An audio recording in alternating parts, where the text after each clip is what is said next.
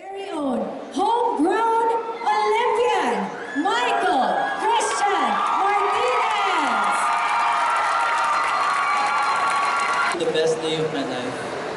Skating and representing the Philippines at the Olympics was a dream come true.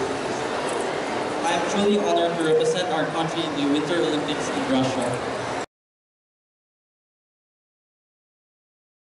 I'm very happy and proud to be in the to compete in the Olympics and representing there our country and making history for the Philippines.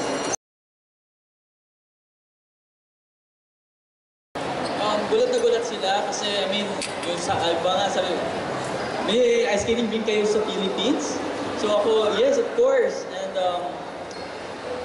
actually yung ibang, lalo na yung top skaters and lalo na yung Canadian champion, world champion, kinongratulate ako na nakapasok ako sa Olympics. Tuwa nga ako at grabe yung feeling kasi hindi ko na-expect na i-congratulate niya ako. So, grabe.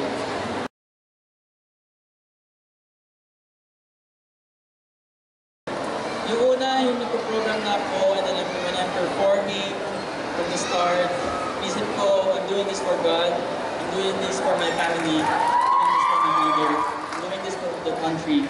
Pero nung sumablay ako, nung one jump, and then I fell, sabi ko, no, this can't be. I have to push harder. So that's why nga nalan ko yung second hardest jump is the triple axel in the second half of the program.